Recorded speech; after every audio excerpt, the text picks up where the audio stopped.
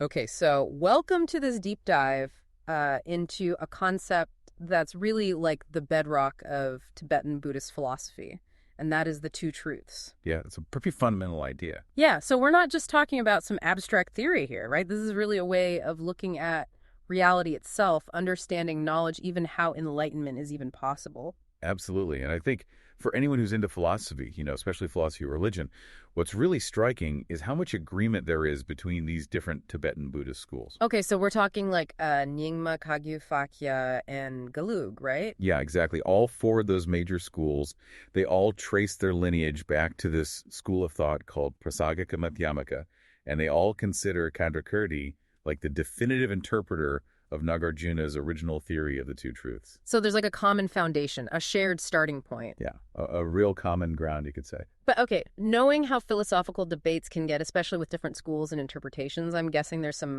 lively disagreement too. Oh, yeah, definitely. I mean, while they agree on that fundamental basis, there's been all this incredibly nuanced and often quite intense debate among these Tibetan schools about the specifics, like what the two truths really mean, how they work, all the implications. So that's what we're going to dive into, right? All Yeah. these fascinating disagreements. Exactly. We're going to unpack all those core philosophical themes around the two truths and how they've been debated in Tibet. Awesome. So we've got 6 key areas outlined where these schools really dug in and offered their own unique perspectives, right? Yeah, that's right. So let's just start right at the very beginning. What is it that's actually being divided when we talk about the two truths? So this is a really critical point because it kind of reveals some of the really different metaphysical assumptions going on behind the scenes. Oh, okay. So, for example, the Nyingma and Sakya schools, they tend to see this division as primarily epistemic. Epistemic. Yeah. So for those who haven't come across that term in a while, it's all about knowledge, right? Like how we know things, the nature of knowing itself. Okay, got it. So they argue that this division into two truths, it comes from two basically different types of cognitive processes, right? Sure. Like how our minds work.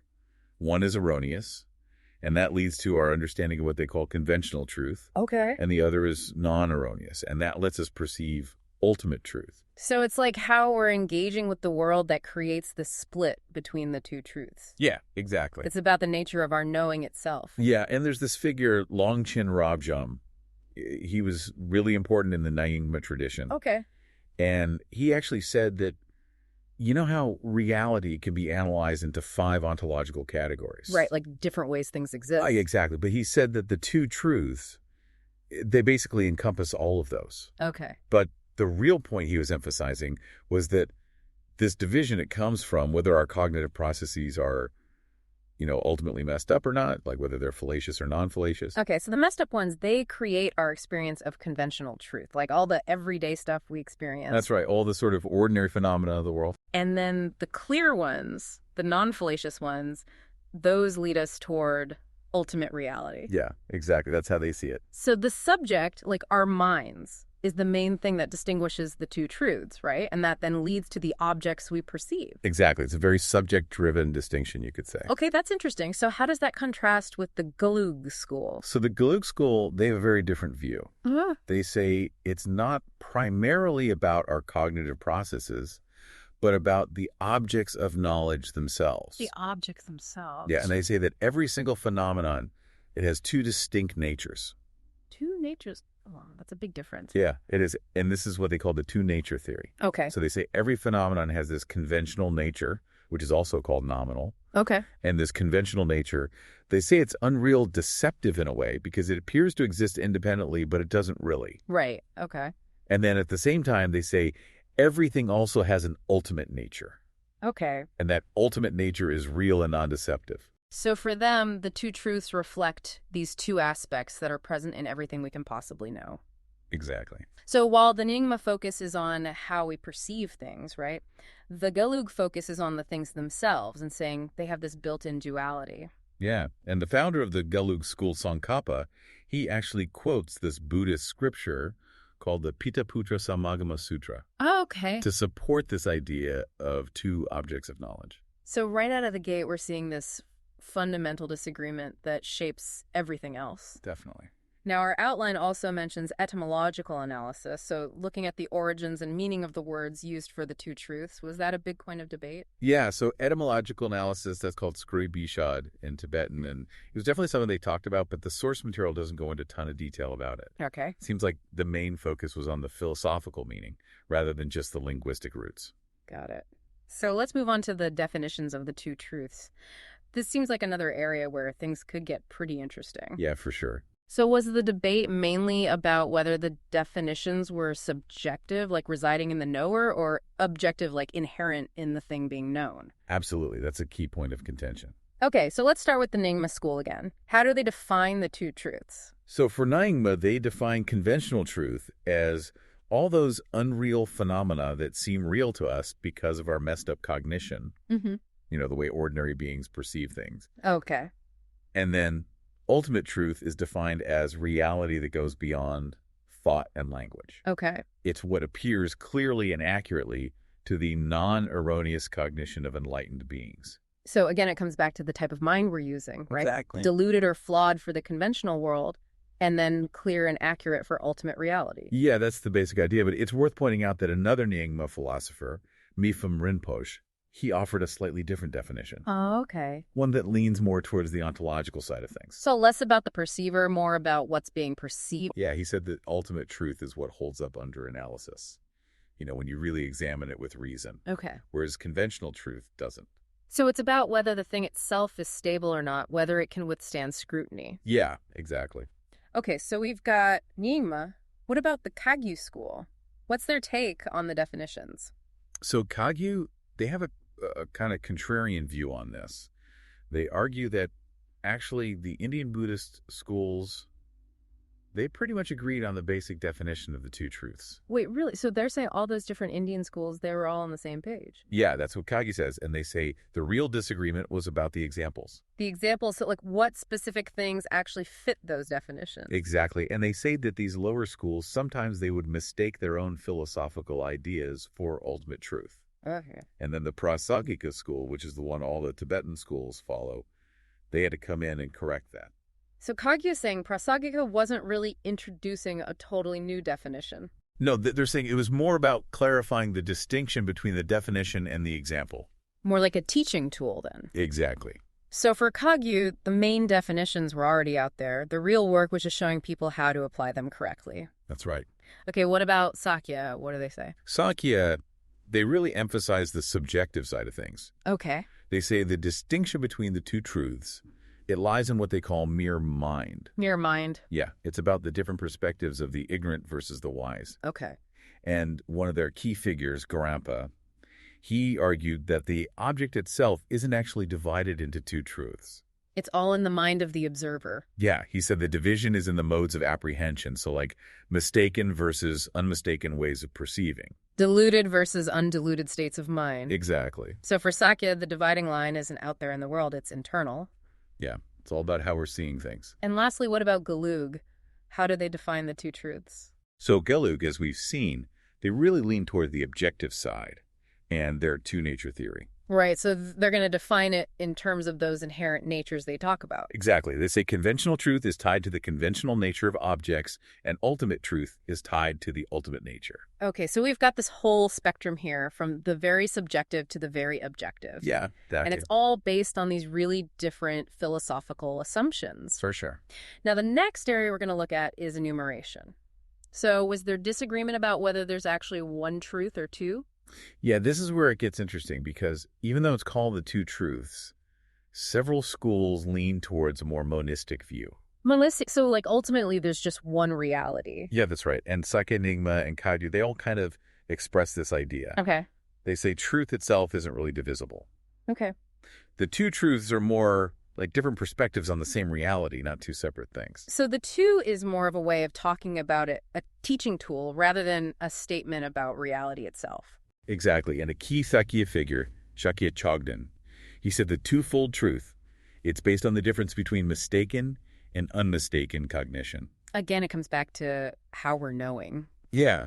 And like what we talked about earlier, Kagyü, they're very clear that they're monist about truth. Right. They equate ultimate truth with wisdom. Yeah, and they imply that conventional truth is just a less accurate way of seeing things. So for those schools, ultimate truth is the real deal, and conventional truth is more like a temporary or even an illusory way of understanding. That's a good way to put it. And how does Gelug fit into all this? So Gelug, surprise, surprise, they have a different take. Okay. They say, no, there are really two truths, and based on those two distinct natures they talk about. Okay. And they say neither truth is more important than the other. They're both equally valid. So Gelug is really committed to this duality. Yeah, while the other schools see the two truths as different ways of looking at the same thing, Gelug says there's a real duality there in reality itself. Okay, so that's another big difference. Now, what about the classification of conventional truth? Did they debate whether there are different types of conventional truth? So this one isn't as widely debated across all four schools, but the Kagyü school, they make an important distinction. Okay. They say there's a difference between imputed concrete phenomena, which are things we experience directly in the world, Okay. and merely nominal imputations, which are abstract things that don't appear concretely. So like a physical table would be a concrete conventional truth, but something like the idea of justice would be a merely nominal imputation. Yeah, that's a great example. So even within conventional truth, there can be further distinctions. Exactly. Now, for the last big area, the relationship between the two truths, this seems like it could get really complex. Oh, it definitely does. There's a whole range of views on this. So let's start with Nyingma. What's their take? So Nyingma, they say that the two truths are merely different in terms of negating the oneness. Okay, that's a bit cryptic. Yeah, well, Mipham Rinpoche, he explained it by saying they were single entity but different conceptual identities. Okay. And he said this is because of the way appearance and emptiness are connected. Right, because ultimately everything is empty. Exactly. So Yeah. there's just this one reality, Yeah. but our minds divided up into those two aspects. Okay, that makes sense. And what about Kagyü? How do they see the relationship? So Kagyü, they're always trying to find the middle way, right? Yeah. So when they're asked if the two truths are identical or distinct, they say neither. Neither.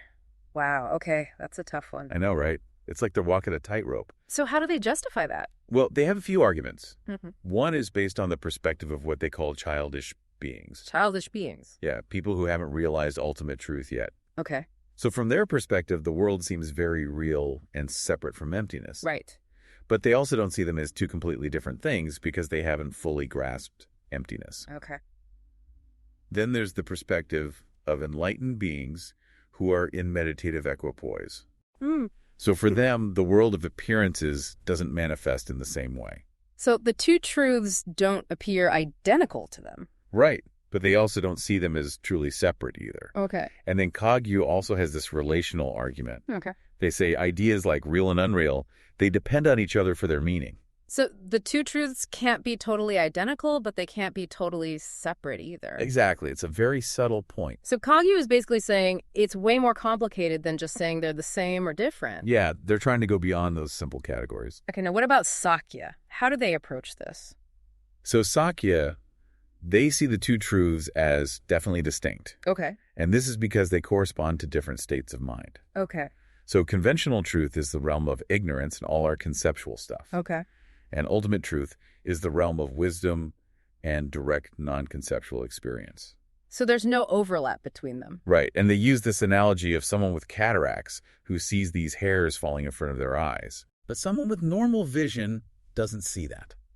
So conventional truth is like those illusory hairs. It's a product of a flawed way of seeing. Exactly. And Sakya also talks about the two truths as means and result. Okay. So conventional truth is like the path, the practices we do. Okay. And ultimate truth is the goal we're trying to achieve. So they're connected but still separate. Yeah. Okay, last but not least, Gelug. How do they explain this relationship? So Gelug, they say the two truths are a single entity with distinct conceptual identities. Okay. And they use this analogy of something being conditioned and being impermanent. Okay. So it's the same thing ontologically, but we understand it through different concepts. Okay. And for Gelug, emptiness, which is their understanding of ultimate truth, Okay. and dependent arising, which is closely related to conventional truth. Right. They're basically two sides of the same coin. So to understand emptiness is to understand dependent arising and vice versa. Exactly. And they say it's really important to understand that things can be empty, but still have effects in the world. Okay, so emptiness doesn't mean things don't exist or don't matter. No, not at all. And they see the two truths as mutually entailing. You can't have one without the other. Right. But how do they address the idea that conventional truth is deceptive? If it's ultimately not real, how can it be part of the same reality as ultimate truth? So they say, when they say deceptive, they don't mean it's like a hallucination or something. Yeah. It's deceptive because it seems like things have inherent existence when they don't. Okay. But when we see that things are dependently arisen and empty, then that becomes conventional truth. Okay.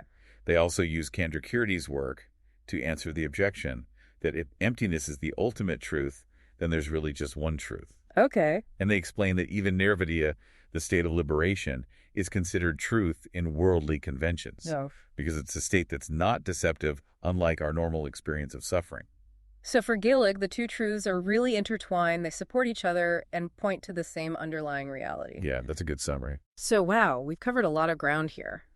The basis, the definitions, enumeration, classification, and the relationship between the two truths. Yeah, it's a lot to take in. And it really shows the depth and the complexity of these Tibetan philosophical debates. Definitely. And even though they're all coming from the same tradition, they've come up with these really different and sometimes opposing views. Yeah, what's really interesting is how those key differences play out, right? Like whether the division is in the subject or the object. Yeah. Or how they define the two truths and how they see the relationship between them. Those are the really crucial points. So for our listener who's interested in getting a handle on this topic, hopefully this deep dive shows how one concept can be interpreted in all these different ways. Yeah, and it shows how dynamic philosophical inquiry can be. So as a final thought, how might this idea of two truths change the way you see the world? Does the idea of a deceptive appearance hiding a deeper reality ring true to you? Yeah, and maybe this will encourage you to explore emptiness and dependent arising a little further. Those are really at the heart of these fascinating debates. Yeah, for sure. So thanks for joining us on this deep dive into the two truths. It's been a pleasure. And until next time, keep exploring.